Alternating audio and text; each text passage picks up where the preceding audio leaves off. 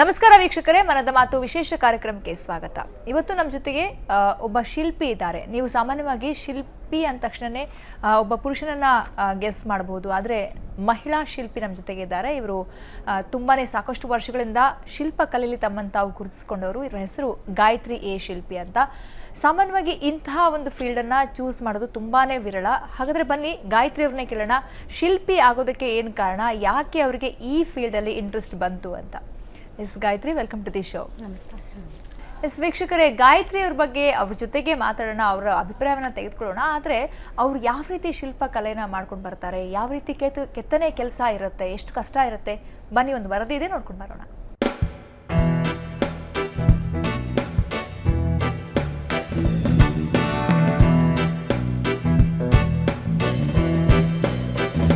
ಗಂಡು ಕಲೆ ಅಂತ ಗುರುತಿಸಲ್ಪಡೋ ಕ್ಷೇತ್ರಗಳಲ್ಲೆಲ್ಲ ಮಹಿಳೆ ದಾಪುಗಾಲಿಡ್ತಾ ಇದ್ದಾಳೆ. ಯಕ್ಷಗಾನ, ಡೊಳ್ಳು ಕುಣಿತ ಇತ್ಯಾದಿಗಳಂತೆ ಇದೀಗ ಶಿಲ್ಪಕಲೆಯು ಹೆಣ್ಣು ಮಕ್ಕಳನ್ನ ಬರಸೆಳಿತಾ ಇದೆ. ಶಿಲ್ಪಿ ಅಂದಾಕ್ಷಣ ಅದು ಗಂಡು ಕಲಾವಿದ ಅಂತ ಅಂದ್ಕೊಳ್ಳೋ ಕಾಲ ಇದಲ್ಲ. ಯಾಕಂದ್ರೆ ಶಿಲೆಯಲ್ಲಿ ಕಲೆ ಮೂಡಿಸೋ ಹೆಣ್ಣನ್ನು ನಾವು ಶಿಲ್ಪಿ ಅಂತಲೇ ಕರೀಬೇಕು. ಹಾಗೆ ಕರೆಯಿಸಿಕೊಂಡವರು, ಅದರಿಂದಲೇ ಜನಮನ ಗೆದ್ದವರು ಗಾಯತ್ರಿ ಎ ಶಿಲ್ಪಿ. ಕಲಬುರಗಿಯಲ್ಲಿ ಕಲಿತ ಶಿಲ್ಪಕಲೆಯನ್ನ ಬೆಂಗಳೂರಲ್ಲೂ ಪಸರಿಸ ಹೊರಟವರು ಗಾಯತ್ರಿ. ಅವರ ತಂದೆ ಮಹಾನ್ ಶಿಲ್ಪಿ ಅಂತ ರಾಜ್ಯೋತ್ಸವ ಪ್ರಶಸ್ತಿ ಪಡೆದವರು. ಹೆಸರು ಚಂದ್ರಶೇಖರ್ ಶಿಲ್ಪಿ. ತಂದೆ ತೋರಿಸಿಕೊಟ್ಟ ಹಾದಿಯಲ್ಲೇ ಸಾಗ್ತಾ ಇರೋ ಗಾಯತ್ರಿ ಈಗಾಗಲೇ ಶಿಲ್ಪಕಲಾ ಅಕಾಡೆಮಿ ಪ್ರಶಸ್ತಿಗೂ ಭಾಜನರಾಗಿದ್ದಾರೆ.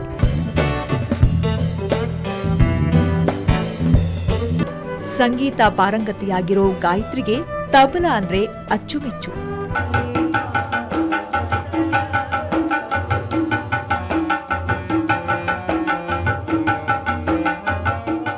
ಗಾಯತ್ರಿಗೆ ತಬಲಾ ಗುರು ಮತ್ತಾರೂ ಅಲ್ಲ, ಅವರ ಪತಿ ಅಶ್ವಿನ್. ಇನ್ನು ಈ ದಂಪತಿ ಸೇರ್ಕೊಂಡು ನೂರಾರು ಮಕ್ಕಳಿಗೆ ಸಂಗೀತ ತರಬೇತಿನ ನೀಡ್ತಾ ಇದ್ದಾರೆ.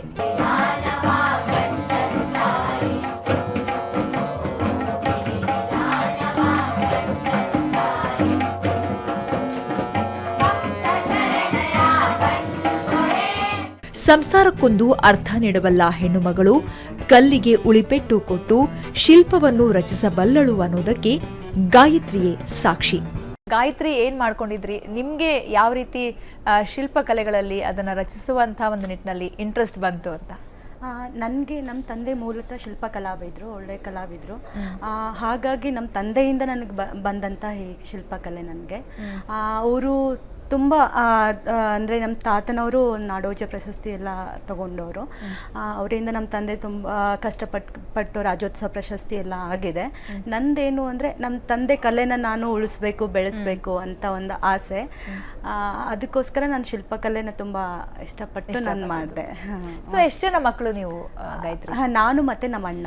ನಾನು ಮತ್ತು ಅಣ್ಣ ಇಂಜಿನಿಯರು, ಅವನು ವರ್ಕ್ ಮಾಡ್ತಾನೆ, ಅಣ್ಣನೂ ಮಾಡ್ತಾರೆ ವರ್ಕು, ನಾನು ಮಾಡ್ತೀನಿ. ಹಾಗಾಗಿ ನಾವು ಮನೇಲಿ ಇದ್ದಂತಹ ಈ ಶಿಲ್ಪಕಲೆನೆ ನಾವೇ ಅದನ್ನು ಕಲೀಲಿಲ್ಲ ಅಂದ್ರೆ ತುಂಬಾ ಯಾರ್ಯಾರೋ ಬಂದು ನಮ್ಮ ತಂದೆ ಹತ್ರ ಕಲ್ತು ಹೋಗ್ತಾರೆ. ನಾವು ಅದನ್ನ ಅರ್ತು ನಾವು ಕಲೀಲಿಲ್ಲ ಅಂದ್ರೆ ಇದು ಮತ್ತೆ ಭಾರತೀಯ ಸಂಸ್ಕೃತಿ, ಇದು ನಾವು ಉಳಿಸ್ಕೊಂಡು ಬೆಳೆಸ್ಕೊಂಡು ಹೋದ್ರೆ ಇದು ಉಳಿಯುತ್ತೆ ಅನ್ನೋ ಒಂದು ಆಸೆಯಿಂದ ನಾನು ಕಲಿತಾ ಇದ್ದೆ. ಓಕೆ, ಶಿಲ್ಪಕಲೆ ಅಂತಂದ್ರೆ ಸಾಮಾನ್ಯವಾಗಿ ಅದು ತುಂಬಾ ಅಂದ್ರೆ ಕೆತ್ತೋದು, ಒಂದು ಕಲ್ಲನ್ನ ಶಿಲ್ಪವಾಗಿ ರೂಪಿಸುವಂಥದ್ದು, ಅದಕ್ಕೊಂದಿಷ್ಟು ಇಂಟ್ರೆಸ್ಟ್ ಜೊತೆಗೆ ಒಂಚೂರು ಕಷ್ಟನೂ ಇದೆ ಅದು. ಬಟ್ ನೀವು ಕಲ್ತಿದ್ ಹೆಂಗೆ, ಅಂದ್ರೆ ಚಿಕ್ಕವರಿದ್ದಾಗ್ಲಿಂದ ಕೂಡ ಅಪ್ಪನ ನೋಡ್ಕೊಂಡು ಕೂಡ ಕೈ ಜೋಡಿಸ್ತಿದ್ರ ಹೆಂಗೆ? ಹೌದೌದು, ಚಿಕ್ಕವಳಿಂದನೂ ಅಪ್ಪಾಜಿ ಜೊತೆ ನೋಡ್ತಾ ಇದ್ದೆ. ಅಪ್ಪಾಜಿ ಏನು ಸ್ವಲ್ಪ ಓದೋದ್ ಕಡೆ ಇರ್ಲಿ, ಸ್ಟಡಿ ಕಡೆ ಕಾನ್ಸಂಟ್ರೇಟ್ ಮಾಡು, ಆ ಥರ ಈ ಥರ ಅಂತ ಹೇಳ್ತಾರೆ. ಅದು ತುಂಬಾ ಇಂಟ್ರೆಸ್ಟ್ ಇತ್ತು. ಆಮೇಲೆ ನಾನು ಮೇನ್ ಆಗಿ ತಗೊಂಡಿರೋದು ಸುಮಾರು ಒಂದು PUC ಇಂದ ನಾನು ಮೇನ್ ಆಗಿ ತಗೊಂಡೆ ಅದನ್ನ. ಇಂಟ್ರೆಸ್ಟ್ ಎಜುಕೇಶನ್ ಜೊತೆ ಹವ್ಯಾಸ ಆಗಿ ತಗೊಂಡಿದ್ದೀರಾ ಅಥವಾ ಅದನ್ನೇ ಉದ್ಯೋಗ ಅಂತ? ಆವಾಗ ನಾನು ಹವ್ಯಾಸ ಆಗಿ ಮಾಡ್ತಾ ಇದ್ದೆ, ಈಗ ನಾನು ಉದ್ಯೋಗವಾಗೇ ಮಾಡ್ತಾ ಇದ್ದೀನಿ. ಅಪ್ಪಾಜಿ ಜೊತೆ ಸಣ್ಣ ಪುಟ್ಟ ಕೆಲಸಗಳನ್ನು ಮಾಡೋದು, ಅವರು ಏನೇನು ಮಾಡ್ತಾ ಇದ್ರೆ ಅವ್ರ ಜೊತೆ ಹೆಲ್ಪ್ ಮಾಡೋದು, ಆ ಥರ ನಾನು ಮಾಡ್ತಾ ಇದ್ದೆ. ಮತ್ತೆ ತುಂಬ ಜನ ಅಂತ ಇದ್ರು, ಈಗೂ ಅಂತಾರೆ, ಎಲ್ಲ ಕ್ಯಾಂಪು ಅದು ಹೋದಾಗ ಇದು ಶಿಲ್ಪಕಲೆ ಕಲ್ಲು ಅಂದ ಕೂಡಲೇ ನೋಡೋಕ್ಕೆ ಅದು ಗಂಡು ಮಕ್ಕಳಿಗೆ ಸೀಮಿತ ಅಂತ ಹೇಳ್ತಾರೆ. ಆ ಕೆಲಸ ನನ್ಗೇನು ಗಂಡು ಮಕ್ಕಳನ್ನ ಮೀರಿಸ್ಬೇಕು ಅಂತ ನಂದು ಉದ್ದೇಶ ಇಲ್ಲ. ಅವ್ರ ಜೊತೆ ನಾನು ಮಾಡೋಣ, ನೋಡೋಣ ನಾವು ಮಾಡಿದ್ರಲ್ಲಿ ಏನು ತಪ್ಪು, ಕಲಿಯೋಣ, ಅವ್ರ ಜೊತೆ ನಾವು ಕೈ ಜೋಡಿಸೋಣ ಅನ್ನೋ ಒಂದು ಉದ್ದೇಶಕ್ಕಾಗಿ ನಮ್ಮ ಕಲೆನ ಉಳಿಸೋಣ, ಬೆಳೆಸೋಣ. ಭಾರತೀಯ ಸಂಸ್ಕೃತಿ ಬೇರೆ ವಿದೇಶದಿಂದ ಬರ್ತಾರೆ, ಏನಕ್ಕೆ ಬರ್ತಾರೆ ಅಂದರೆ ನಮ್ಮ ಭಾರತೀಯಕ್ಕೆ ನಮ್ಮದು ಒಂದು ಸಂಸ್ಕೃತಿ ಮತ್ತು ಶಿಲ್ಪಕಲೆ, ಸಂಗೀತ, ಈ ಒಂದು ಕಲೆ ಇದ್ದಂತಹ ನಾವು ಭಾರತದಲ್ಲಿ ಇದ್ದು ನಾವು ಅದನ್ನು ಕಲೀಲಿಲ್ಲ ಅಂದರೆ ನಾವು ಹುಟ್ಟು ವೇಸ್ಟು ಅಂತ ಅನಿಸುತ್ತೆ. ಅದಕ್ಕೋಸ್ಕರ ನಾನು ಅದನ್ನು ಸೊ ಅಮ್ಮ ಏನಂತಾರೆ ನಿಮ್ಮ? ಅಮ್ಮನೂ ತುಂಬ ಸಪೋರ್ಟ್ ಮಾಡ್ತಾರೆ. ಅಮ್ಮ ಅಪ್ಪಾಜಿ ನಂಗೆ ಸ್ಫೂರ್ತಿ ಇರೋದೇ ಅಪ್ಪ ಅಮ್ಮ. ಅವರು ತುಂಬ ನನಗೆ ಎನ್ಕರೇಜ್ ಮಾಡ್ತಾರೆ. ಯಾವತ್ತೂ ಇದು ಮಾಡಬೇಡ ಅದು ಮಾಡಬೇಡ ಅಂತ ಯಾವತ್ತೂ ಹೇಳಿಲ್ಲ ಅಮ್ಮ. ಹೀಗೆ ಹೇಳ್ತಾರೆ, ನಾನೆಲ್ಲ ಒಂದೊಂದು ಪೇಪರಲ್ಲಿ ಕೊಟ್ಟಿದ್ದೀನಿ, ಒಂದು ಪುರುಷನ ಹಿಂದೆ ಮಹಿಳೆ ಇರ್ತಾಳೆ, ಯಶಸ್ಸಿನ ಹಿಂದೆ ಮಹಿಳೆ ಇರ್ತಾಳೆ ಅಂತ ಹೇಳ್ತಾರೆ. ನನ್ನ ಯಶಸ್ಸಿನಿಂದ ಏನೋ ಮಾಡ್ತಾ ಇದ್ದೀನಿ ಅಂದರೆ ನನ್ನ ಹಸ್ಬೆಂಡೇ ಕಾರಣ. ಸೊ ತುಂಬ ಸಪೋರ್ಟಿವ್ ಆಗಿ ಮಾಡ್ತಾರೆ, ಎಲ್ಲದಕ್ಕೂ ಸಪೋರ್ಟ್ ನೀನು ಮಾಡಬೇಡ ಅಂತ ಯಾವತ್ತಿಗೂ ರೆಸ್ಟ್ರಿಕ್ಷನ್ ಹಾಕಿಲ್ಲ. ನೀನು ಮಾಡ್ತೀಯಾ ಮಾಡು, ಯಾವತ್ತೂ ನನಗೆ ಹೇಳಿಲ್ಲ ಈ ಥರ ಮಾಡಬೇಡ ಆ ಥರ. ಸಪೋರ್ಟ್ ಆಗಿ ಏನೇ ಇದ್ರೂ ಅವ್ರು ನಂಗೆ ಹೆಲ್ಪ್ ಮಾಡ್ತಾರೆ. ಅವರು ಹೇಳ್ತಾರೆ ಈ ಥರ ಈಗ ಮಾಡಿದ್ರೆ ಈಗ ಕರೆಕ್ಟ್ ಇರುತ್ತೆ ಅಂತ ಅವರು ಹೇಳ್ತಾರೆ. Okay okay. ಸೊ ಒಂದು ಒಂದು ಕಲ್ಲನ್ನು ಶಿಲ್ಪ ಆಗಿ ಮಾಡೋದಕ್ಕೆ ತುಂಬ ಟೈಮ್ ಹಿಡಿಯುತ್ತೆ. ಹೌದು. ಸೊ ನೀವು ಮೊದಲು ಮಾಡಿದಂಥ ಶಿಲ್ಪ ನಿಮ್ಗೆ ಎಷ್ಟು ಕಷ್ಟ ಆಯಿತು ಅವಾಗ ಸ್ಟಾರ್ಟಿಂಗಲ್ಲಿ? ತುಂಬ ಕಷ್ಟ ಆಯಿತು ಮೇಡಮ್. ಅಂದರೆ ಕಲ್ಲು ಎಷ್ಟು ಟೈಮ್ ಹಿಡಿಯುತ್ತೆ? ಅದು ಕೆಲಸದ ಮೇಲೆ ಹೋಗುತ್ತೆ, ಅಡಿ ಮೇಲೆ ಒಂದು 1 ಫೀಟ್ ಆಗಲಿ 2 ಫೀಟ್ ವರ್ಕ್ ಮೇಲೆ ಹೋಗುತ್ತೆ. 15 ಡೇಸ್ ಆಗ್ಬೋದು, 1 ಮಂತ್ ಆಗ್ಬೋದು, 3 ಮಂತ್ಸ್ 4 ಮಂತ್ಸ್ ಈ ಥರ ಹೋಗುತ್ತೆ. ತುಂಬ ಕಷ್ಟ. ಅದು ಕಲ್ಲು ಒಂದು ಇಡಬೇಕಾದ್ರೂ ಒಂದು ದೊಡ್ಡ ಕಲ್ಲು ಶಿಲೆ ಇತ್ತು ಅಂದರೆ 4-5 ಜನ ಸಪೋರ್ಟ್ ಬೇಕು, ಅಂದರೆ ಹಿಡಿಯೋಕ್ಕೆ ಮಾಡೋಕ್ಕೆ ಮಾಡ್ತಾರೆ. ಮತ್ತು ರಫ್ ಮಾಡಬೇಕಾದ್ರೆ ತುಂಬ ಕಷ್ಟ. ಅದು ಹೆಣ್ಮಕ್ಳಿಗೆ ನೋಡಬೇಕಾದ್ರೆ ಈಗ ಏನಪ್ಪ, ಎಷ್ಟೋ ಜನ ನನಗೆ ಅಂದಿದ್ದಾರೆ, ಏನು ಮೇಡಮ್ ನೀವು ಆರಾಮಾಗಿ ಅಡುಗೆ ಮಾಡಿಕೊಂಡು ಸಂಗೀತ ಮಾಡಿಕೊಂಡು ಆರಾಮಾಗಿರ್ಬೋದಲ್ಲ, ಏನು ಇಷ್ಟು ಕಷ್ಟಪಡ್ತಾ ಇದ್ದೀರಾ ಈ ಶಿಲೆಯಲ್ಲಿ, ನೀವು ಇಷ್ಟು ಯಾಕೆ ಆರಾಮಾಗಿರ್ಬೋದಲ್ಲ ಅಂತ. ನಂಗೆ ಆರಾಮಾಗಿರೋದು ಇಷ್ಟ ಇಲ್ಲ, ನನಗೆ ಇದರಲ್ಲೇ ಮಜಾ ಇದೆ. ನನಗೆ ಈ ಒಂದೊಂದು ಪೆಟ್ಟಲ್ಲಿ ನನಗೆ ಖುಷಿ ಕೊಡ್ತಾ ಇದೆ. ನನಗೆ ಇದನ್ನು ಕಲಿಯೋಕ್ಕಂತ ಹುಟ್ಟಿದ್ದು, ಇದು ಮಾಡಬೇಕಂತ ಹುಟ್ಟಿದ್ದು. ನನಗೆ ಇದು ಮಾಡಲಿಲ್ಲ ಅಂದರೆ ನನಗೆ ಆರಾಮ ಇರೋದಿಲ್ಲ, ಇದರಲ್ಲಿ ಸಂತೋಷ ಇದೆ ನನಗೆ ಅಂತ. ನಿಮ್ಮ ಊರು ಯಾವುದು? ಗುಲ್ಬರ್ಗ, ಉತ್ತರ ಕರ್ನಾಟಕ, ಗುಲ್ಬರ್ಗದ. ಅಪ್ಪ ಇದ್ದಿದ್ದೆಲ್ಲ ಅಪ್ಪಾಜಿ ಎಲ್ಲ ಅಲ್ಲೇ. ನೀವೀಗ ಬೆಂಗಳೂರಿಗೆ ಬಂದು ಮತ್ತೆ ಗುಲ್ಬರ್ಗದಲ್ಲೇ ಸ್ಟಾರ್ಟ್ ಮಾಡಿದ್ರಿ? ಹೌದೌದು, ಗುಲ್ಬರ್ಗದಲ್ಲೇ ಶಿಲ್ಪಕಲೆ ಸ್ಟಾರ್ಟ್ ಮಾಡಿದ್ದು. ಅಲ್ಲಿ ಮಾಡ್ತಾ ಮಾಡ್ತಾ ಅಲ್ಲಿ ಡಿಗ್ರಿ ಮುಗಿಸ್ದೆ. ಆಮೇಲೆ MA. ಡಿಗ್ರಿಲಿ ಏನಾದರೂ ಶಿಲ್ಪಕಲೆ ಬಗ್ಗೆ ತಗೊಂಡ್ರೆ? ಇಲ್ಲ ಮೇಡಮ್, ಡಿಗ್ರಿನಲ್ಲಿ ಶಿಲ್ಪಕಲೆ ಏನು ತಗೊಳ್ಳಿಲ್ಲ. ನಾನು ಮ್ಯೂಸಿಕ್ ತಗೊಂಡೆ, ಸಂಗೀತ ಒಂದು ಆಯ್ಕೆ ಮಾಡಿಕೊಂಡೆ. ಅಲ್ಲಿ BA ನಲ್ಲಿ ಸಂಗೀತ ಮಾಡಿ ಆಮೇಲೆ MA ನಾನು ಧಾರವಾಡ ಯೂನಿವರ್ಸಿಟಿಯಲ್ಲಿ ಮಾಡಿದೆ. ಅಲ್ಲಿ ಮೇನಾಗಿ ತಬ್ಲಾದಲ್ಲೇ ಮಾಡಿದೆ. ಅಲ್ಲಿ ನಮ್ಮ ಗುರುಗಳು, ನಾನು ತಬ್ಲಾ ಕಲ್ತಿದ್ದೆ ನಮ್ಮ ಗುರುಗಳಾದ ಅಶ್ವಿನ್ ಕುಮಾರ್ ಪೋದ್ದಾರು, ಅವರೇ ನನ್ನ ಹಸ್ಬೆಂಡು ಕೂಡ. ಮತ್ತು ಅಲ್ಲಿ ಧಾರವಾಡಲ್ಲಿ ಅಂದರೆ ರವಿಕಿರಣ್ ನಾಕೋಡ್ ಸರು ಮತ್ತು ಉದಯ್ ಕುಲಕರ್ಣಿ, ಜಯರಾಮೆಟ್ ಸರ್, ಅವ್ರ ಹತ್ರ ನಾನು ಅಭ್ಯಾಸ ಮಾಡಿದೆ ತಬ್ಲಾನ. ಅಲ್ಲಿ 2 ವರ್ಷ MA ಕಂಪ್ಲೀಟ್ ಮಾಡಿದೆ. ಅದಾದಮೇಲೆ ಮತ್ತೆ ಶಿಲ್ಪಕಲೆ ಮತ್ತು ಸಂಗೀತ ಎಲ್ಲ ನಡ್ಸ್ಕೊಂಡು ಹೋಗ್ತಾ ಇದ್ದೆ. ತಬಲಾ ಕೂಡ ರೇರ್ ಚೂಸ್ ಅಲ್ಲ, ಆದ್ರೆ ತುಂಬಾ ಜನ ಅದನ್ನ ಆಯ್ಕೆ ಮಾಡ್ಕೊಳ್ಳೋದು. ಸಾಮಾನ್ಯವಾಗಿ ವೀಣೆ ಅಥವಾ ಬೇರೆ ಬೇರೆ ಇನ್ಸ್ಟ್ರುಮೆಂಟ್, ಪಿಟೀಲು ಅಂತವೆಲ್ಲ ತಗೊಳ್ತಾರೆ. ನೀವು ತಬಲಾ ಆಯ್ಕೆ ಮಾಡ್ಕೊಳ್ಳೋದು ಹೇಗೆ? ಅದು ಇಂಟ್ರೆಸ್ಟ್ ನನಗೆ, ತಬಲಾ ನುಡ್ಸೋಣ ಮಾಡೋಣ ಅಂತ ಒಂದು ಇಂಟ್ರೆಸ್ಟ್. ನಮ್ಮ ಗುರುಗಳು ಅಶ್ವಿನ್ ಕುಮಾರ್ ಅವರೇ ನನಗೆ ನನ್ನ ಸಂಗೀತ ಕಲಿಯೋಕ್ಕೆ ಹೋಗ್ತಾ ಇದ್ದೆ, ನೀನು ತಬಲಾ ಕಲಿತೀಯಾ ಅಂತ ಕೇಳಿದರು. ನನಗೆ ತುಂಬ ಖುಷಿ ಆಯಿತು. ಅವರಾಗೆ ನನಗೆ ಕಲಿಸ್ತೀನಿ ಅಂತ ಅಂದಾಗ, ಅದು ಒಂದು ಗುರುಗಳು ಅವರು ನಮಗೆ ಕಲಿಸ್ತೀನಿ ಅಂದಾಗ ಕಲಿತೀನಿ ಅಂತ ಆಸೆಯಿಂದ ನಾನು ಕಲಿತೆ. ಆ ಥರ ನಾನು ಸ್ಟಾರ್ಟ್ ಮಾಡಿದ್ದು ತಬಲಾನ. ಶಿಲ್ಪಕಲೆನ ಆಯ್ಕೆ ಮಾಡ್ಕೊಂಡಿದ್ದಾರೆ ಗಾಯತ್ರಿ. ಆದರೆ ಗಾಯತ್ರಿ ಬರೀ ಶಿಲ್ಪಕಲೆನ ತಮ್ಮ ಹವ್ಯಾಸವಾಗಿ ಅಲ್ಲ, ಉದ್ಯೋಗವಾಗಿ ಕೂಡ ಅದನ್ನ ಆಯ್ಕೆ ಮಾಡ್ಕೊಂಡಿದ್ದಾರೆ. ಜೊತೆಗೆ ಶಿಲ್ಪಕಲಾ ಅಕಾಡೆಮಿ ಪ್ರಶಸ್ತಿ ಪಡೆದಂತಹ ಪ್ರತಿಭಾನ್ವಿತೆ ಗಾಯತ್ರಿ. ಅವ್ರಿಗೆ ಅದ್ರ ಬಗ್ಗೆ ಕೂಡ ಮಾತಾಡೋಣ ಒಂದು ಬ್ರೇಕ್ ಆದ್ಮೇಲೆ ಮನದ ಮಾತು ವಿಶೇಷ ಕಾರ್ಯಕ್ರಮಕ್ಕೆ ಮತ್ತೆ ಸ್ವಾಗತ. ನಮ್ಮ ಜೊತೆಗೆ ಗಾಯತ್ರಿ ಶಿಲ್ಪಿ ಇದ್ದಾರೆ. ಅವರ ಒಂದು ಶಿಲ್ಪಕಲೆ, ಅವರ ಆಸಕ್ತಿ ಯಾವ ರೀತಿ ಬೆಳ್ಕೊಂಡು ಬಂತು, ಮತ್ತೆ ಶಿಲ್ಪಕಲೆ ಅಂದ ತಕ್ಷಣ ಅದು ಸಾಮಾನ್ಯವಾಗಿ ತಬಲಾ, ಶಿಲ್ಪಕಲೆ, ಕೆಲವೊಂದಿಷ್ಟು ರೇರ್ ಚಾಯ್ಸ್ ಅನ್ನ ಮಾಡಿಕೊಂಡು ಮುಂದೆ ಬರ್ತಾ ಇರುವಂತಹ, ಅದರಲ್ಲಿ ಮುಂದುವರಿತಾ ಇರುವಂತಹ ಕಲಾವಿದೆಯವರು. ಬನ್ನಿ ಅವ್ರ ಜೊತೆಗೆ ಮಾತನ್ನ ಮುಂದುವರಿಸೋಣ. ಸೊ ಗಾಯತ್ರಿ, ಶಿಲ್ಪಕಲೆ ತೆಗೆದುಕೊಂಡ್ರಿ, ಆಮೇಲೆ ಈಗ ನಿಮ್ಗೆ ಶಿಲ್ಪಕಲಾ ಅಕಾಡೆಮಿ ಪ್ರಶಸ್ತಿ ಕೂಡ ಬಂದಿದೆ. ಯಾವ ಶಿಲ್ಪಕಲೆಗೆ ಅಕಾಡೆಮಿ ಪ್ರಶಸ್ತಿ ಬಂತು. ಅದು ಹೇಗಿತ್ತು ಜರ್ನಿ ಅಂತ? ತುಂಬ ಚೆನ್ನಾಗಿತ್ತು. ಅದು ನಂದೆ ಕುಬೇರ ಶಿಲ್ಪ ಮಾಡಿದ್ದೆ. ಒಂದು ಅಡಿಯಲ್ಲಿ ಕಲ್ಲಲ್ಲಿ ಮಾಡಿರೋದು, ಶಿಲೆಯಲ್ಲಿ ಕುಬೇರ ಶಿಲ್ಪಕ್ಕೆ ನಂದು ಅವಾರ್ಡ್ ಆಗಿರೋದು. ಅಂದರೆ ನಾನು ಅವಾರ್ಡಿಗೆ ಕಳಿಸ್ಬೇಕು ಅಂತೇಳಿ ನಾನು ವರ್ಕ್ ಮಾಡಿರಲಿಲ್ಲ, ನನ್ನದೇ ಸ್ವಂತ ಅಂತೇಳಿ ನನ್ನ ಮನೆಗೋಸ್ಕರ ನಾನು ವರ್ಕ್ ಮಾಡಿದ್ದೆ. ನಮ್ಮ ಸರ್ಸ್ ಎಲ್ಲ ಹೇಳಿದರು, ಕಳಿಸಿ ನೀವು ಆಗುತ್ತೆ ಅಂತ, ಕಳಿಸಿ ನೋಡೋಣ, ಅದು ಅವಾರ್ಡ್ಗೋಸ್ಕರ ಅಂತಲ್ಲ, ಸುಮ್ಮನೆ ಕಳಿಸಿ ಅಂತಂದ್ರೆ ಅಲ್ಲಿ ನಂದು ಸೆಲೆಕ್ಟ್ ಮಾಡಿ ನನಗೆ ಫೋನ್ ಮಾಡಿ ಹೇಳಿದ್ರು, ನಿಮ್ದು ಆಯ್ಕೆ ಆಗಿದೆ ಈ ಶಿಲ್ಪಕಲಾ ಪ್ರದರ್ಶನದಲ್ಲಿ, ಪ್ರಶಸ್ತಿಗೆ ಆಯ್ಕೆ ಆಗಿದೆ ಅಂತ ಹೇಳಿದ್ರು. ತುಂಬ ಖುಷಿ ಆಯಿತು. ಅದೆಲ್ಲ ಹೋಗುವಂಥ ನಮ್ಮ ತಂದೆಯವರಿಗೆ, ನಮ್ಮ ಗುರುಗಳಿಗೆ ಎಲ್ಲ ಹೋಗುತ್ತೆ ಕ್ರೆಡಿಟು. ಅದು ತುಂಬ ಖುಷಿ ಕೊಟ್ಟಿದ್ದು ನನ್ನ ಶಿಲ್ಪಕಲೆ, ಅದು ಅವಾರ್ಡ್ ಪ್ರಶಸ್ತಿನ ತುಂಬ ಖುಷಿ ಕೊಟ್ಟು. ಯಾವ್ಯಾವ ಥರದ ಶಿಲ್ಪಕಲೆಗಳು ನಿಮ್ಮ ಕೈಯಿಂದ ರೆಡಿ ಆಗಿದೆ? ನಾನು ಲಕ್ಷ್ಮಿ, ಸರಸ್ವತಿ, ಮತ್ತು ಆಂಜನೇಯ, ಮತ್ತು ಗಣೇಶ, ದೃಷ್ಟಿ ಗಣೇಶ, ನಾಟ್ಯ ಗಣೇಶ, ಆಲ್ಮೋಸ್ಟ್ ಎಲ್ಲ ಟ್ರೆಡಿಷನಲ್ ಅಲ್ಲೇ ಮಾಡಿ. ಹೌದು, ನಾನು ಸಾಂಪ್ರದಾಯಿಕ ಶಿಲ್ಪಕಲೆನೇ ಮಾಡ್ತೀನಿ.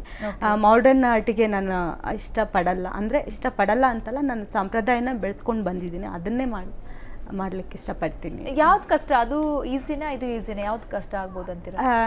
ಕಷ್ಟ ಅಂತೇನು ಇಲ್ಲ, ಆ್ಯಕ್ಚುಲಿ ಸಾಂಪ್ರದಾಯಿಕ ಸ್ವಲ್ಪ ಕಷ್ಟ ಆಗುತ್ತೆ. ಇದು ಮಾಡರ್ನ್ ಆರ್ಟು ಕಷ್ಟನೇ ಇಲ್ಲ ಅಂತ ನಾನು ಅದನ್ನು ಇದು ಮಾಡ್ತಾ ಇಲ್ಲ.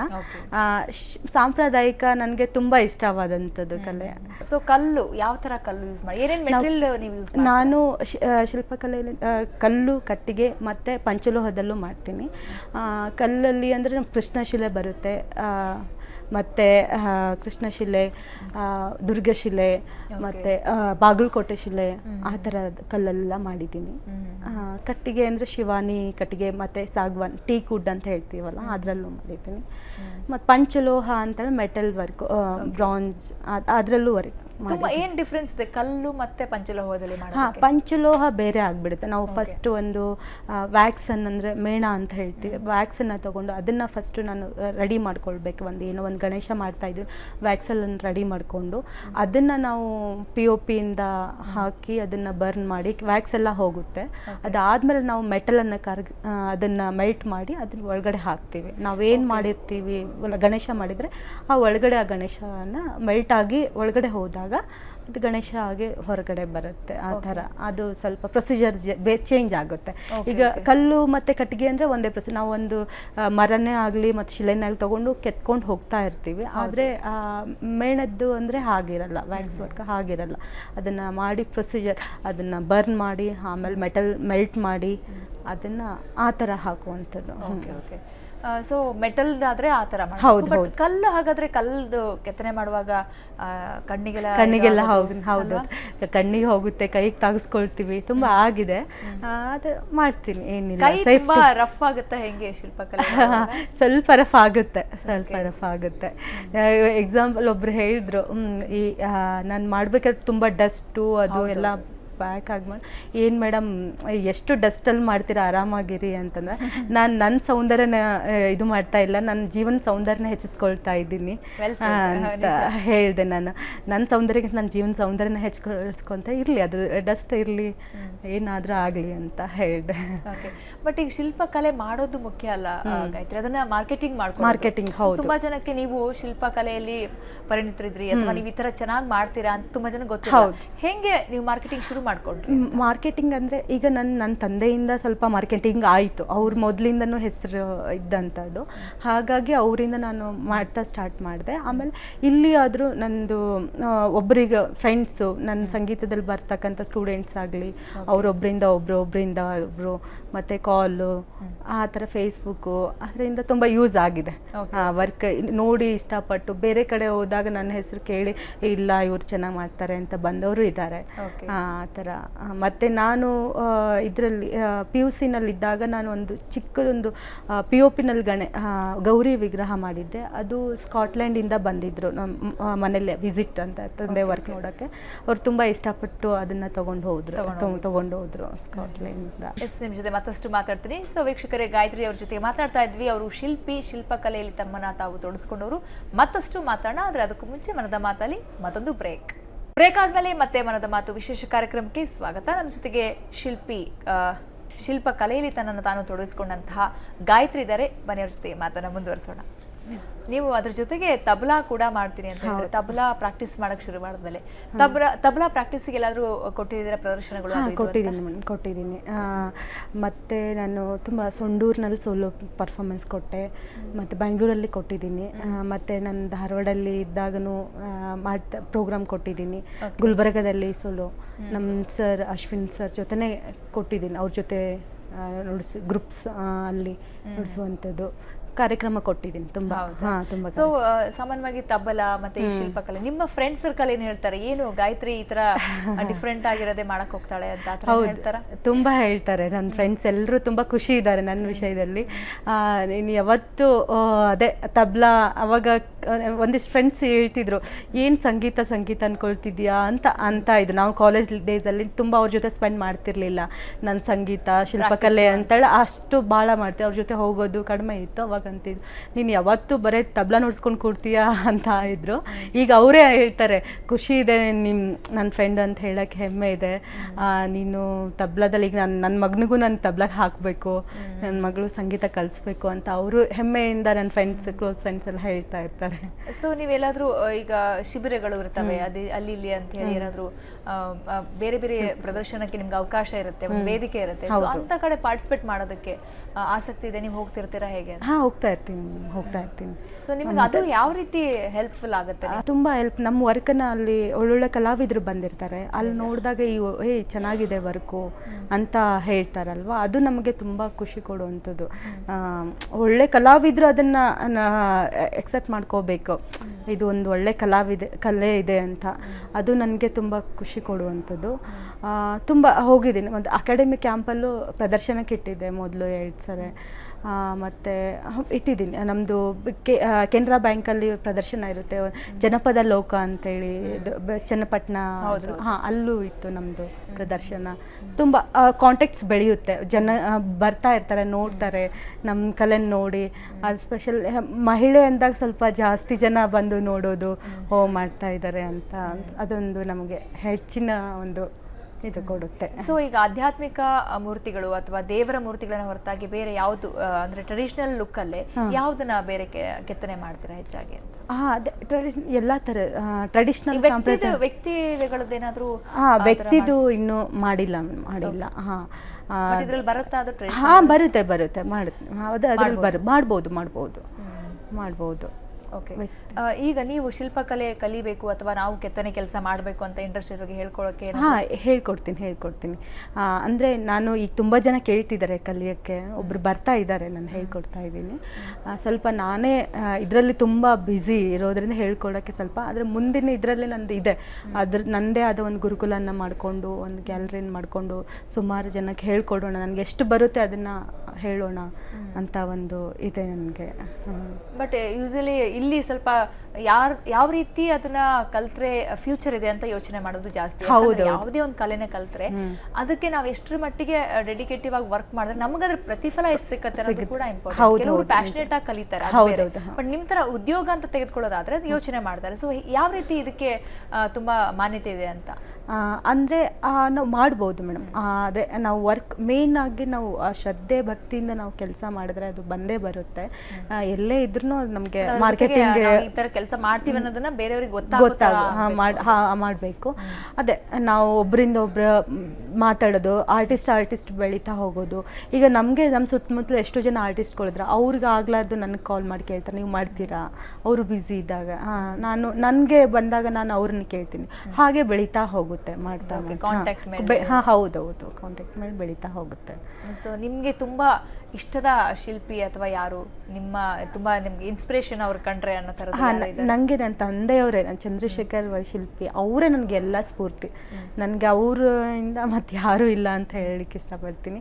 ತುಂಬ ಒಳ್ಳೆ ಅವರು ಮನಸ್ಸು ಹಾಗೆ ಮಗು ಥರ. ಅವರು ನನಗೆ ಈಗಲೂ ಅದನ್ನೇ ಹೇಳ್ತಾರೆ, ನೀನು ಯಾವುದೇ ಪ್ರಶಸ್ತಿ ಪತ್ರಕ್ಕಾಗಲಿ ನೀನು ಮಾಡಬೇಡ, ನಿನ್ನ ಕಲೆಗೋಸ್ಕರ ಮಾಡು, ಆ ಕಲೆ ನಿನ್ಗೆಲ್ಲನೂ ಕೊಡುತ್ತೆ, ಅದಕ್ಕೋಸ್ಕರ ನೀನು ಬೆನ್ನತ್ತಬೇಡ, ನಿನ್ನ ಕಲೆ ನೀನು ಅದು ಭಕ್ತಿಯಿಂದ ಶ್ರದ್ಧೆಯಿಂದ ಮಾಡು, ನೀನು ಹಿಂದಿಲ್ಲ ನಾಳೆ ಮುಂದೆ ಬಂದೇ ಬರ್ತೀಯ ಅಂತ. ಅದು ಒಂದು ಮಾತು ನನಗೆ ಸಾಕು. ನಂಗೆ ಅದೇ ಇಟ್ಕೊಂಡು ನಾನು ಬರ್ತಾ ಇದ್ದೀನಿ. ನನ್ನ ಕಲೆ ಚೆನ್ನಾಗಿ ಕಲಿಬೇಕು, ಚೆನ್ನಾಗಿ ಮಾಡಬೇಕು.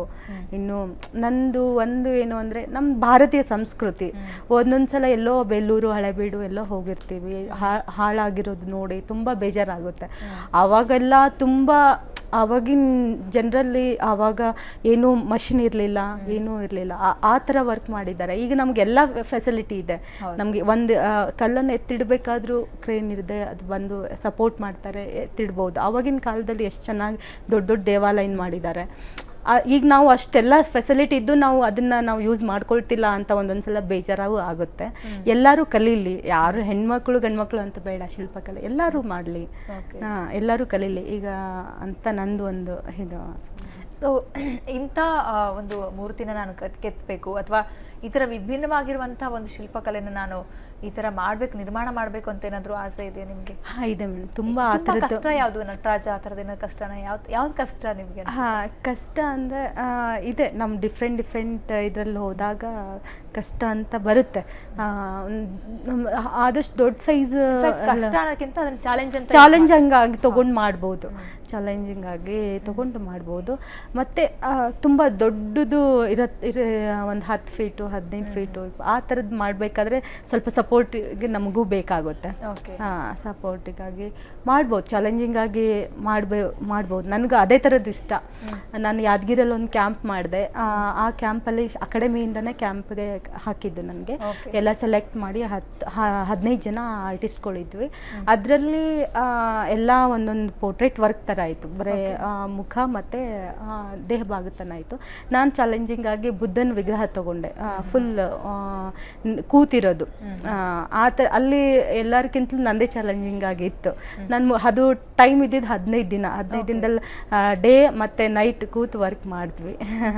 ತುಂಬ ಅದು ಆಮೇಲೆ ಲಾಸ್ಟಲ್ಲಿ ಸಿಕ್ಕಂಥ ಖುಷಿ ತುಂಬ, ಎಲ್ಲರೂ ತುಂಬ ಅದನ್ನ ಹೌದೌದು. ಸೊ ಅದರಲ್ಲೂ ಕೂಡ ಭಂಗಿಯಲ್ಲೂ ಕೂಡ ಡಿಫ್ರೆಂಟ್ ಇರುತ್ತೆ. ಹೌದೌದು, ಅದಕ್ಕೂ ಕೂಡ ತುಂಬಾನೇ ಡಿಫ್ರೆಂಟ್ ಆಗಿ ವರ್ಕ್ ಜಾಸ್ತಿ ಕೇಳುತ್ತೆ. ಹೌದೌದು. ಸೊ ನಿಮಗೆ ಸಾಮಾನ್ಯವಾಗಿ ಈ ಶಿಲ್ಪಕಲೆ ಮಾಡುವಾಗ ಏನಾದರೂ ಮುಂಚೆನೇ ಬ್ಲೂ ಪ್ರಿಂಟ್ ಮಾಡ್ಕೊಂಡಿರ್ತೀರಾ ಹೆಂಗೆ? ಹಾಂ ಹೌದು ಮೇಡಮ್, ಒಂದು ಸ್ಕೆಚ್ ಹಾಕ್ಕೊಂಡಿರ್ತೀವಿ ನಾವು. ಈಗ ಒಂದು ಯಾವುದೋ ಬುದ್ಧನೇ ಆಗಲಿ, ನಾನು ಬುದ್ಧ ಮಾಡಬೇಕು ಅಂದರೆ ಯಾವ ಸೈಜಲ್ಲಿ ಮಾಡ್ತಾ ಇದ್ದೀನಿ ಅನ್ನೋ ಒಂದು ಸ್ಕೆಚ್ ಬೇಕು ನಮಗೆ. ನಾನು ಡ್ರಾಯಿಂಗ್ ಮಾಡಿಕೊಂಡು ಅದು ಆ ಮೇಜರ್ಮೆಂಟಲ್ಲಿ ಡ್ರಾಯಿಂಗ್ ಮಾಡಿ ಆಮೇಲೆ ಅದು ವರ್ಕ್ ಸ್ಟಾರ್ಟ್ ಮಾಡ್ತೀನಿ. ಹಾಂ ಅದೇ ಥರನ ಸ್ಟಾರ್ಟ್ ಮಾಡ್ತೀನಿ. ಬಟ್ ಕಲ್ಲಲ್ಲಿ ಹೇಗೆ ಅದನ್ನ ಪ್ರಿಂಟ್ ಮಾಡ್ಕೋತೀರಿ? ಹೆಂಗೆ ಪ್ರಿಂಟ್ ಇಲ್ಲ, ಮಾರ್ಕ್ ಮಾಡ್ತೀನಿ. ಒಂದು ಡ್ರಾಯಿಂಗ್ ಇರುತ್ತಲ್ಲ ಅದೇ ಥರ ಕಲ್ಲಲ್ಲಿ ಒಂದು ಮಾರ್ಕ್ ಮಾಡಿ ಅದನ್ನು ಔಟ್ಲೈನ್ ತೊಗೊಂಡು ಅದನ್ನು ನೋಡಿಕೊಂಡು ಆ ಮೆಜರ್ಮೆಂಟ್ ಇರುತ್ತೆ ನಮಗೆ, ಆ ಪ್ರಕಾರ ನಾವು ಕೆತ್ಕೊತ ಹೋಗೋದು. ಓಕೆ. ಯಾರಾದರೂ ಈಗ ಕರೆದ್ಬಿಟ್ಟು ಇಲ್ಲಿ ನಮ್ಮ ಯಾರೋ ತಮ್ಮ ಇದಕ್ಕೆ ಒಂದು ದೇವಸ್ಥಾನ ಇರ್ಬೋದು ಅಥವಾ ವೈಯಕ್ತಿಕವಾಗಿ ಈ ಥರ ಒಂದು ಶಿಲ್ಪಕಲೆ ರೆಡಿ ಮಾಡಿಕೊಡಿ ಅಂತ ಹೇಳಿದ್ರೆ ಹೋಗ್ತೀರಾ? ಹಾಂ ಹೋಗ್ತೀನಿ ಹೋಗಿ ಮಾಡಿಕೊಡ್ತೀನಿ. ಈಗ ಮೊನ್ನೆ ಒಂದು ಮಲ್ಲೇಶ್ವರಂದಲ್ಲಿ ರಜತಮ್ ಜ್ಯುವೆಲರ್ಸ್ ಅಂತ ಇದೆ, ಅಲ್ಲಿ ಅವ್ರಿಗೆ ಎಂಟ್ರೆನ್ಸಿಗೆ ಒಂದು ದೃಷ್ಟಿ ಗಣೇಶ ಬೇಕು ಅಂತ ಬಂದಿದ್ದರು. ಮತ್ತು ಅವರು ಬಂದು ನಾನು ಹೇಳಿದೆ 1.5 ಅಡಿ ಇತ್ತು, ಮಾಡಿಕೊಟ್ಟೆ. ಅವ್ರು ತುಂಬ ಖುಷಿಯಾದರು. ಎಂಟ್ರೆನ್ಸಲ್ಲಿ ಇಟ್ಟಿದ್ದಾರೆ ಅವರು. ನಿಮಗೆ ಕಲ್ಲು ಅದೆಲ್ಲ ಎಲ್ಲಿಂದ ಸಪ್ಲೈ ಆಗುತ್ತೆ? ಮೈಸೂರು ಸ್ಟೋನ್, ಮೈಸೂರು HD ಕೋಟೆ ಇದೆ ಅಲ್ಲಿಂದ ಆಗುತ್ತೆ. ಮತ್ತು ಬಾಗಲಕೋಟೆ ಅಲ್ಲಿಂದ. ತುಂಬ ಸ್ಪೇಸ್ ಜಾಗ ಎಲ್ಲ ಹೌದು ಬೇಕು. ಇಲ್ಲಿ ನಂದು ಜಾಗ ಇಲ್ಲ, ಅಂದರೆ ನಾನು ಇಲ್ಲಿ ಬೆಂಗಳೂರಿಗೆ ಬಂದು 2-3 years ಆಯಿತು. ನಾನು ಗುಲ್ಬರ್ಗದಲ್ಲಿ ತುಂಬ ಇದೆ, ಅಲ್ಲೇ ಹೋಗಿ ವರ್ಕ್ ಮಾಡೋದು ಬೆಂಗಳೂರಲ್ಲೇ? ಹಾಂ ಬೆಂಗಳೂರಲ್ಲೂ ಮಾಡ್ತೀನಿ, ಅಲ್ಲೂ ಮಾಡ್ತೀನಿ. ಅಲ್ಲೊಂದು 15 days ವರ್ಕ್ ಮಾಡಿ ಆಮೇಲೆ ಇಲ್ಲಿ ಬಂದು ಇಲ್ಲಿ 15 days ಈ ಥರ ಮಾಡ್ತಾ. ಸೊ ಅಲ್ಲಿಂದ ಇಲ್ಲಿಂದ ಹೌದೌದು. ಸೊ ಅಲ್ಲಿದ್ದಾಗ ಅಲ್ಲಿ ವರ್ಕ್ ಮಾಡೋದು? ಅಲ್ಲಿ ಹೌದೌದು. ಅಂದರೆ ಅರ್ಜೆಂಟ್ ಇದ್ದಾಗ ಇಲ್ಲಿ ಸ್ವಲ್ಪ ಮಾಡ್ತಾ ಇದ್ದೀನಿ, ಸ್ಟುಡಿಯೋ ಮಾಡ್ತಾ ಇದ್ದೀನಿ ಇನ್ನೊಂದು ಮಂತಲ್ಲಿ. ಅದಕ್ಕೋಸ್ಕರ ದೊಡ್ಡ ವರ್ಕ್ ಇರೋದೆಲ್ಲ ಗುಲ್ಬರ್ಗದಲ್ಲೇ ಹೋಗಿ ಅಲ್ಲೇ ಇದ್ದು ಅಲ್ಲೇ ಮಾಡಿ ಮತ್ತೆ ಬರೋದು ಈ ಥರ. ಓಕೆ. ಹಾಂ. ಸೊ ನಿಮ್ಮಲ್ಲಿ ಗೌರ್ಮೆಂಟಲ್ಲೂ ಕೂಡ ತುಂಬ ಅವಕಾಶಗಳಿದೆ ಅನ್ಕೊಳ್ತೀನಿ ನಾನು. ಅಂದರೆ ಶಿಲ್ಪಕಲೆ ವಿಚಾರದಲ್ಲಿ ಒಂದಿಷ್ಟು ಆಯಾ ಸ್ಕೂಲ್ಗಳಲ್ಲಿ ಇರ್ಬೋದು, ನಿಮ್ಗಳಿಗೂ ಕೂಡ ಟೀಚಿಂಗ್ ವ್ಯವಸ್ಥೆ ಮಾಡ್ಕೊಳಕ್ಕೆ ಇದೆಯಾ? ಹೋಗಿರ್ತೀರಾ ಹೇಗೆ? ಗೌರ್ಮೆಂಟಲ್ಲಿ ಇನ್ನೂ ಯಾವುದು ಆ ಥರದ್ದು ನನಗೆ ಸಿಕ್ಕಿಲ್ಲ ವ್ಯವಸ್ಥೆ. ಟ್ರೈ ಮಾಡ್ಬೋದು ಅನ್ಕೋ? ಟ್ರೈ ಮಾಡ್ಬೋದು. ಓಕೆ. ಸೊ ಕೊನೆಯದಾಗಿ ಅಂದರೆ ಏನು ಹೇಳ್ತೀರಾ, ಅಂದರೆ ಯಾವ ಥರ ಶಿಲ್ಪಕಲೆನ ಉಳಿಸಿ ಬೆಳೆಸ್ಕೋಬೇಕು ಅಂತ ನಿಟ್ಟಿನಲ್ಲಿ ನಿಮ್ಮ ಕೆಲಸ ನಡೆಯುತ್ತೆ, ಮತ್ತು ಮುಂದೆ ಏನೇನು ಮಾಡಬೇಕು ಅಂತ ನಿಮ್ಮ ಯೋಜನೆ? ನಂದು ಅದೇ ನಮ್ಮ ಸಾಂಪ್ರದಾಯಿಕ ಶಿಲ್ಪಕಲೆನ ಉಳಿಸ್ಕೊಂಡು ಬೆಳೆಸ್ಕೊಂಡು ಹೋಗಬೇಕು ಅನ್ನೋದೊಂದು. ಮುಂದಿನ ಯೋಜನೆಯಲ್ಲಿ ಅಂದರೆ ನಮ್ಮ ಹಸ್ಬೆಂಡು ತುಂಬ ಸಪೋರ್ಟ್, ನಮ್ಮ ಅತ್ತೆ ಮಾವ ತುಂಬ ಸಪೋರ್ಟಿವ್ ಆಗಿದ್ದಾರೆ. ಮತ್ತು ಅದನ್ನು ನಾವು ಒಂದೊಂದು ಗುರುಕುಲದಲ್ಲಿದ್ದು ಏನು ನಾವು ಬರೀ ಸಂಗೀತ ಸ್ಕೂಲನ್ನು ನೋಡ್ತಾ ಇದ್ದೀವಿ, ಇಲ್ಲ ಬರೀ ಶಿಲ್ಪಕಲೆ ಸ್ಕೂಲೇ ಇನ್ಸ್ಟಿಟ್ಯೂಟೇ ನೋಡ್ತೀವಿ. ನಂದೇನು ಸಂಗೀತ ಮತ್ತು ಶಿಲ್ಪಕಲೆ ಎರಡೂ ಒಟ್ಟಿಗೆ ಇರೋಂಥದ್ದು ಒಂದು ಗುರುಕುಲ ಥರ ಮಾಡೋಣ ಅಂತ ಒಂದು ನಂದಿದೆ. ಆ ಥರ ಮಾಡಿಕೊಂಡು ಸುಮಾರು ಎಲ್ಲ ಶಿಲ್ಪಿಗಳಿಗೆ, ಎಲ್ಲ ಯುವ ಶಿಲ್ಪಿಗಳಿಗೆ ಕಲೀಲಿ, ಅವರು ಯಾರೇ ಬಂದರೂ ಅವ್ರು ಕಲಿಸೋಣ, ಮಾಡೋಣ, ಅವ್ರ ಜೊತೆ ನಾನು ಸೇರಿ ಮಾಡೋಣ ಅನ್ನೋದೊಂದು ಉದ್ದೇಶ ಇದೆ. ಕ್ಲಾಸ್ ತಗೊಳ್ಬೇಕು. ಈಗ ಸಂಗೀತದ ನಮ್ಮದು 3 ಸ್ಕೂಲ್ ಇದೆ, ಅಂದರೆ ಕೆಂಗೇರಿ ಮತ್ತು ಕತ್ರಿಗುಪ್ಪೆ, ಚಿಕ್ಕಲ್ಸಂದ್ರದಲ್ಲಿ. ಅದ್ರ ಜೊತೆ ಶಿಲ್ಪಕಲೆನೂ ಮಾಡಬೇಕು ಅಂತ ಇದೆ. ಸೊ ನೀವು ಸಂಗೀತನೂ ಹೇಳ್ಕೊಡ್ತೀರಾ? ಹೌದೌದು, ಸುಮಾರು 100 ಮ್ಯೂಸಿಕ್ಕು ಹೇಳ್ತೀನಿ. ಸುಮಾರು 100 ಸ್ಟೂಡೆಂಟ್ಸ್ ಇದ್ದಾರೆ ನನಗೆ. ಅದೇ 3 ಸ್ಕೂಲಲ್ಲಿ ನಮ್ಮ ಹಸ್ಬೆಂಡು ಸಂಗೀತ ಕಲಾವಿದ್ರಲ್ಲ, ಇಬ್ಬರು ಸೇರಿ ಹೇಳ್ತಾ ಇದ್ದೀವಿ. ಅಂದ್ರೆ ಜೀವನಕ್ಕೆ ಅದೇ ಉದ್ಯೋಗ? ಹೌದೌದು, ಅದೇ ಉದ್ಯೋಗ. ಸಂಗೀತ ಸ್ಕೂಲ್ 3 ಸ್ಕೂಲ್ ಅದೇ. ಸೊ ಈಗ ಮತ್ತೆ ಅಗೇನ್ ಟ್ರೆಡಿಷನಲ್ ಕಲೆಗಳ ಬಗ್ಗೆ, ಮ್ಯೂಸಿಕ್ ಬಗ್ಗೆ ಸ್ವಲ್ಪ ಇಂಟ್ರೆಸ್ಟ್ ಇದೆ ಅನ್ಕೊಳ್ತೀನಲ್ವಾ? ಹೌದೌದು, ಇದೆ. ಸ್ವಲ್ಪ ಮಧ್ಯದಲ್ಲಿ ಅದು ಬಿಟ್ಟು ಹೋಗಿತ್ತು, ಬಟ್ ಈಗ ಮತ್ತೆ ಎಲ್ಲರೂ ಕೂಡ ತಮ್ಮ ಮಕ್ಕಳಿಗೆ ಸಂಗೀತ, ಟ್ರೆಡಿಷನಲ್ ಮ್ಯೂಸಿಕ್ ಆರ್ಟ್ ನ ಕಲಿಸ್ಬೇಕು. ಹೌದು, ತುಂಬಾ ಇದೆ. ನಾವು ಕಲಿಬೇಕಾದ್ರೆ ಸ್ವಲ್ಪ ಕಷ್ಟ ಇತ್ತು, ಏನು ಓದಿದ್ರೆ ಸಾಕು ಅಂತ ಹೇಳ್ತಾ ಇದ್ರು ನಾವು ಚಿಕ್ಕವರಿದ್ದಾಗ. ಆದ್ರೆ ಈಗಿಲ್ಲ, ಪ್ರತಿಯೊಬ್ರು ಪೇರೆಂಟ್ಸ್ ತುಂಬಾ ಇಂಟ್ರೆಸ್ಟ್, ಮಕ್ಕಳಿಗೆ ಸಂಗೀತ ಆರ್ಟ್ ಇರಬೇಕು ಅನ್ನೋ ಒಂದು ಉದ್ದೇಶಕ್ಕೆ ಎಲ್ಲರೂ ತುಂಬಾ ಇದರಿಂದ ಕರ್ಕೊಂಡು ಬರ್ತಾರೆ. ಎಲ್ಲರಿಗೂ ಇದೆ ಈಗಿನ ಇದರಲ್ಲಿ, ಮಾಧ್ಯಮದಿಂದ ಆಗಲಿ ಎಲ್ಲದರಿಂದ ತುಂಬ ಹೆಲ್ಪ್ ಆಗಿದೆ ಜನಗಳಿಗೆ. ನನ್ನ ಮಗನೂ ಹಾಡಬೇಕು, ನನ್ನ ಮಕ್ಕಳು ಹಾಡಬೇಕು, ನುಡಿಸ್ಬೇಕು, ಆ ಸಂಗೀತ, ಆ ಥರ ತುಂಬ ಇಂಟ್ರೆಸ್ಟ್ ಇದೆ. ಈಗಿನ ನಾನು ನೋಡ್ದಂಗೆ ತುಂಬ ಜನಕ್ಕೆ ತುಂಬ ಇಂಟ್ರೆಸ್ಟ್ ಇದೆ ಮಕ್ಕಳನ್ನ ಕಲಿಸೋದು. ಅಂದರೆ ಸ್ವಲ್ಪ ಆ ಕಲ್ಚರ್ನ ಇಟ್ಕೊಂಡು ಬೆಳೀಲಿ ಅನ್ನುವಂಥ. ಹೌದೌದೌದು, ಮಕ್ಕಳಿಗೆ ಇದೆ. Thank you so much Gayatri, ನಮ್ಮ ಜೊತೆಗೆ ಇಷ್ಟು ತನಕ ಮಾತಾಡೋದಕ್ಕೆ. ಆ್ಯಂಡ್ ನಿಮಗೆ ಆಲ್ ದ ಬೆಸ್ಟ್ ಅಂತ ಹೇಳ್ತೀನಿ. ನಿಮ್ಮ ಎಲ್ಲ ಮುಂದಿನ ಯೋಜನೆಗಳು, ನಿಮ್ಮ ಶಿಲ್ಪಕಲೆಗೆ ಎಲ್ಲ ಒಳ್ಳೆಯದಾಗಲಿ ಅಂತ ಹೇಳ್ತೀನಿ. Thank you. ಎಸ್, ಇದು ಇವತ್ತಿನ ಮನದ ಮಾತು ವಿಶೇಷ ಕಾರ್ಯಕ್ರಮ. ಸುದ್ದಿ ಟಿವಿ, ನಾವು ಸುಳ್ಳು ಹೇಳಲ್ಲ.